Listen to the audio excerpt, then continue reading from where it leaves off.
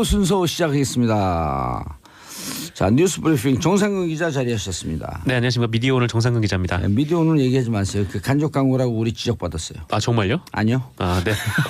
계속 얘기하겠습니다. 그러면. 소속사 얘기했는데 무슨 간접 광고예요. 네. 어차피 우리가 여기서 얘기한다고 해도 미디어 오늘 많이 보지도 않을 텐데. 그러면 안 되죠. 네. 미디어 오늘은 뭐예요, 근데? 미디어 오늘 궁금하시죠? 아니요. 검색창에 미디어 오늘. 자, 샵 1035 짧은 문자 50원, 긴 문자 100원 문자 보내주시기 바라겠습니다. 김미선님, 정상근 기자님 장가 가시더니 날로 외모 업그레이드 크크 반가워요. 아, 네, 김미선님, 감사합니다. 네. 여자 이름인데 정상근 기자 장가 간 걸 나도 모르는 걸 어떻게 하셨을까? 글쎄요. 수상. 어쨌건 제 외모가 얼마나 엉망이었으면. 지금도 엉망이에요. 네. 그래도 업그레이드 되었다고 하시니까. 네. 감사할 따름입니다. 예, 아니 네. 진짜 요즘 외모가 왜 좋아졌나 이발했죠? 아, 네, 이발했습니다. 언제 했어요? 어제 했죠. 그러니까 어제 점심에. 오늘 딱 보니까 그제하고 외모가 틀려졌어요. 네. 예, 자 뉴스 브리핑. 네, 그 신임 MBC 사장에 그 해직자 출신인 최승호 PD가 선임이 됐습니다. 아, 1차에서 과반수를 못 얻었다 그랬던데요? 네, 이게 총 방송 그 MBC 방심이요. 대주주가 네, 방송문화진흥회, 예. 네, 방송문화진흥회인데 이사가 총 9명이에요. 예. 9명인데 지금 여당 추천, 지금 현 여당 추천 이사들만 들어와서 몇 명이요? 총 5명이 5명. 투표를 했고요. 예. 근데 1차에서 이 3명이 붙었는데 이 최승호, 예. 그다음에 뭐 이우호, 이문식 이렇게 3명의 후보자가 예. 붙어서 과반수가 안 나와서 2대 1이 나왔다 네. 그러죠? 그래서 이우호 후보와 최승호 후보가 이제 결선을 가서 네, 결국 최승호 PD가 네, 사장에 선임이 됐습니다. 아하. 최승호 신임 사장은 지난 2012년 파업 과정에서 해고가 됐고요. 예. 그 이에 대해서 백종문 전 MBC 부사장은 증거도 없이 해고했다 이렇게 토로를 한 바가 있었죠. 예. 네. 어쨌건 뭐 그랬던 상황인데 다시 이제 거의 한 2,000일 가까이 예. 네, 해직 생활을 하다가 이제 돌아와서 이제 사장이 되었고요. 그 오늘 오전 바로 이제 취임을 하면서 출근을 했고, 예. 네, 바로 아마 해직자들의 복직을 선언을 할 예정이라고 합니다. 참 잘 됐네요. 네, 잘 됐죠. 예. 아무래도 이명박 박근혜 정부를 거치면서 이 9년 동안 공영방송이 굉장히 좀 많이 무너졌다라는 맞아요. 평가를 받고 있지 않습니까? 예. 네, 좀 정상화의 네, 그 첫 신호탄으로 좀 뭐 볼 수 있을 것 같습니다. 예. 뉴스타파라고 하는 대한 매체를 만들어서 네, 그리고 한 4만 명 넘는 후원자들을 데리고 그랬죠. 탐사 보도를 계속 이어갔고 네, 탐사보도뿐만 아니라 예. 네, 영화, 예. 네, 자백과 자백. 예. 공범자들, 네, 공범자들. 두 편을 예. 연출을 했습니다. 자백하고 공범자는 또 제가 한 800명 정도 쐈거든요. 아, 그래요. 아, 그럼요. 영화표를요. 예, 영화표. 네. 같이 보자. 최승호 신임사장 입장에서는 굉장히 흥행에 도움을 주신. 그리고 저하고 같이 다녔어요. 최승호 서울 대구, 사장하고요. 부산까지 자백 같은 경우는. 그리고 그 뭐 힘들게 또 자백도 영화를 만들었는데 적자 보고 그랬거든요. 네. 근데 영화도. 자백에 참 재밌는 장면이 있었는데 의도치 않게 예. 그 돌아다니시던 중에 김기춘 김기춘 전 일본 갈 비서실장을 때. 만나가지고 아. 네. 거기서 이제 질문을 했는데 뭐 김기춘 전 실장은 모릅니다. 대답을 안 했었죠. 모릅니다. 모릅니다. 네, 이렇게 그랬죠. 대답했죠. 공범자들에서는 이명박 전 대통령을 예. 만나가지고 혓바닥 신공을 보여줬고 네, 방송 장악을 어떻게 생각하냐고 물어보니까 요즘 뭐 하고 지내요? 요즘 뭐 하고 지내냐고. MBC 사장하고 지내요. 그거는 이제 최근이고요. 아니 네. 지금 얘기해 줄 수 있죠. 지금은 이제 얘기할 수 MBC 있죠. 사장하고 지내요. 구속되는 거 제가 찍을 거예요. 네. MBC에게 그런 말을. 네. 네. 자, 그다음 소식이 더 충격적이네요. 네, 그렇습니다. 이건 충격적인 소식인데 그 네. 2008년 BBK 특검 당시에 그 정호영 특검팀이 다스의 비자금 조성 과정이 담긴 문건을 발견을 하고도 이를 다스에 다시 돌려줬다고 합니다. BBK 특검이라고 하는 게 국민들이 네. 세금 내서 맞아요. 예. 그 염원을 국회에서 그 난리를 피면서 특검팀 통과시켰는데 정호영 이런 사람들이 공인이 뭔지 공적 업무가 뭔지 공적 네. 역할이 뭔지 얘 자식들한테 뭘 가르칠 거야 이 사람은. 그러게요. 하여튼 뭐 정호영 특검뿐만 아니라 그때 정말 간신히 국회에서 진통 끝에 12월 달에 합의를 예. 하지 않았습니까? 합의한 게 아니라 제가 그 국회 본회의장 날아가면서 이게 통과된 거예요. 그러니까요. 그게 이게 정호영 특검이 그 MB 특검이에요. 그렇게 통과가 됐는데 이제 검사들이 이명박 대통령이 당선된 후라 예. 계속 이거를 기피를 했다는 거 아니에요. 여기를 가는 거에 대해서. 근데 정작 이렇게 차출이 돼서 간 사람들은 대통령 네, 이런 행동을 대통령 했다는 거죠. 떨어뜨리는 증거를 발견하고도 그거를 그러니까 강도질을 하고 한 사람에게 다시 물건 다 가져가세요. 네. 죄송합니다. 우리가 강도로 의심해서 네, 이런 거랑 똑같은 그렇죠. 거예요. 네, 거의 뭐 친구 사이라고 볼 수가 있는 네, 친구의 범죄 행위를 발견했으면은 보통 이제 친구도 증거를 다시 아니죠. 돌려주고 막 그런 행위를 한 것처럼 친구도 아니고 주인님. 네 그렇게 주인님 행동을 한 가져가세요. 거죠. 네, 정원이 이 사람 지금 어디 가서 뭐 하고 살아요? 알려진 바가 없습니다. 그래서 지금 사실 이 정호영 특검의 이런 행위에 대해서 수사를 해야 되는데 공소시효도 지금 2개월 정도밖에 안 남은 상황이어서 네 빠르게 좀 조사를 해야 될 것 같아요. 윤석열 중앙지검장에게 네, 그 음성 메시지 한번 더 날리세요. 하라고. 아 제가요. 예. 네, 뭐 하시랍니다. 제가 왜 이런 얘기를? 정의롭게 살 것이냐 비굴하게 살 것이냐 갈림길에 얼른 하세요. 아 지금이요? 예, 지금 right now. 아 지금 이것 때문에 그게 예. 갈리나요? 네. 그럼요. 어쨌건 네, 저 윤석열 뭐 서울중앙지검장이 네 공명정대하게 수사를 할 것으로 믿고 있는데 안 할 것 같은데요. 아 그래요? 윤석열 중앙지검장님 수사하세요. 네. 그게 국민들의 촛불로 중앙지검장 임명한 명령입니다. 알겠습니다. 좀 이렇게 하시라고요. 네 같은 의견입니다. 나도요 그래 나도요. 네 저도요. 네. 네. 감옥 자세하게 보내지 좀 안 되겠어 이 양반. 아 저를요. 네. 자세하게 좀 말씀을 드릴게요. 예. 그 당시 특검은 그 원자재 수입과 재고와 관련된 다스의 회계 서류를 발견을 했는데요.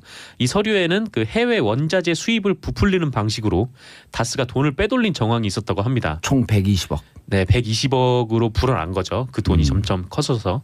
그때 다스의 실소유주가 BBK의 실소유주일 가능성이 높은 상황에서 이 비자금의 주인이 다스의 실소유주일 가능성이 높았던 거잖아요. MB죠 그럼. 그렇죠. 근데 이 회계 장부는 이 회사가 조직적으로 비자금을 빼돌린, 그러니까 다스의 주인이 확실한 거죠. 이 회사가 예. 조직적으로 그 비자금을 빼돌렸으니까. 그리고 이제 비자금을 조성한 정황이 담긴 중요한 내용이었는데 이걸 정호영 특검팀이 돌려줬다고 합니다.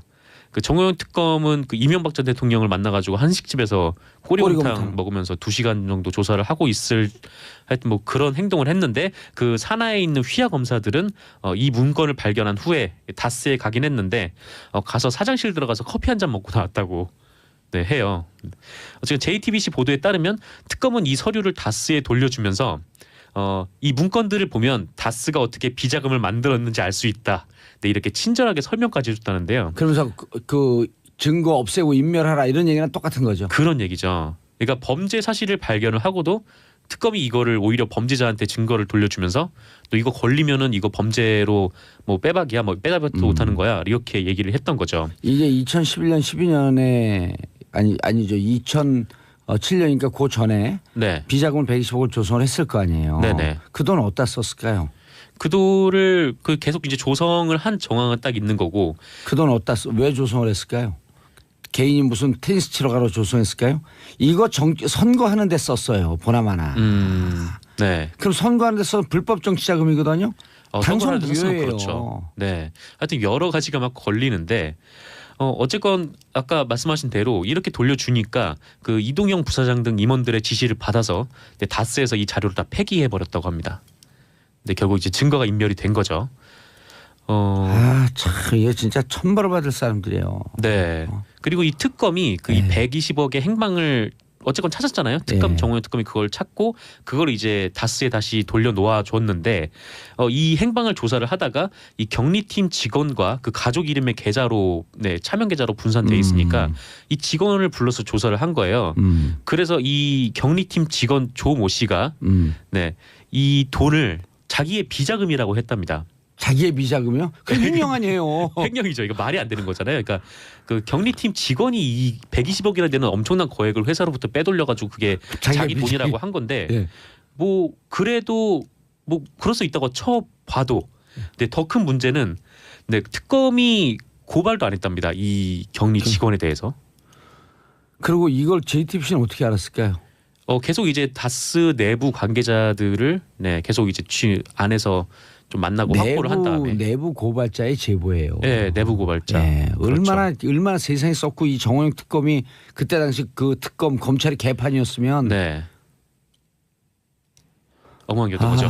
그리고 이 돈을 횡령했다고 자기가 주장한 그 경리팀 직원은 아직도 다스에 다니고 있다고 합니다.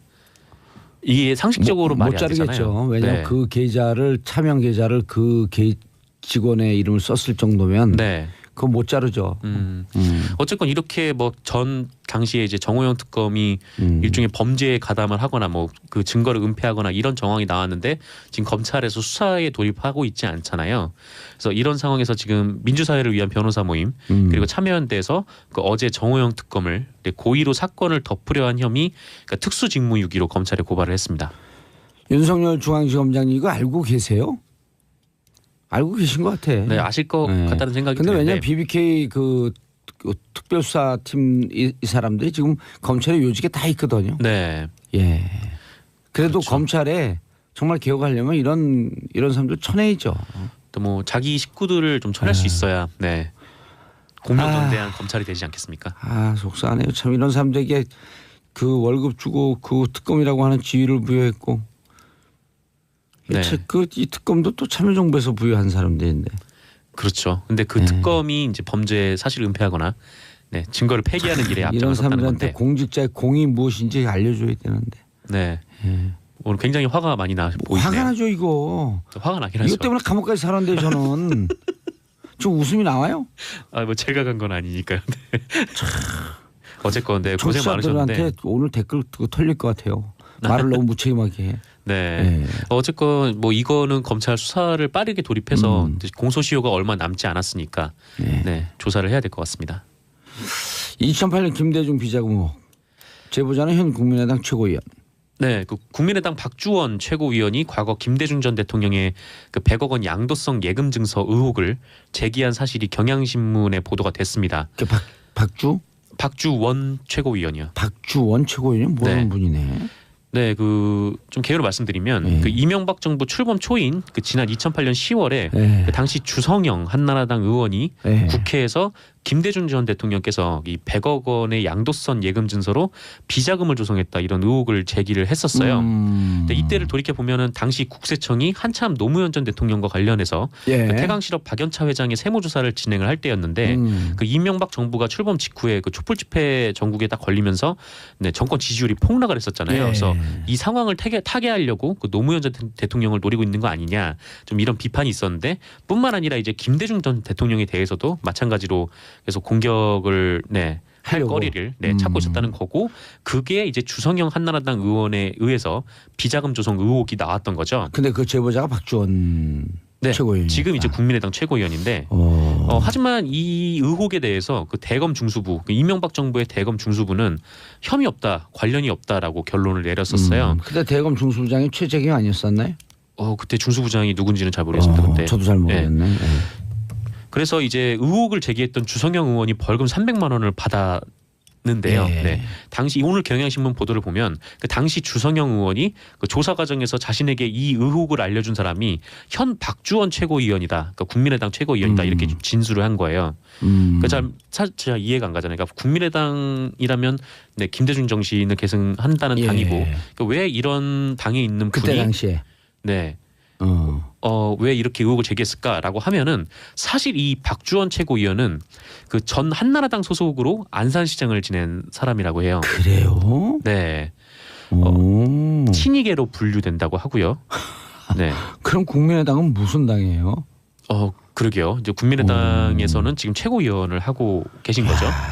국민의당 출범 때 합류를 해서 지금 최고위원까지 올라왔습니다. 그냥 뭐 자신들의 정치적 이익을 위해서 이쪽 저쪽을 막 왔다 갔다 하는 사람들을 철되면 이리저리 옮겨 다니는 사람들을 뭐라 그러죠?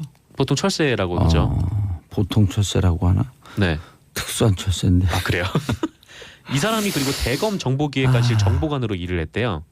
그래서 맞아 이분 검사 출신이죠. 네, 검찰 출신이에요.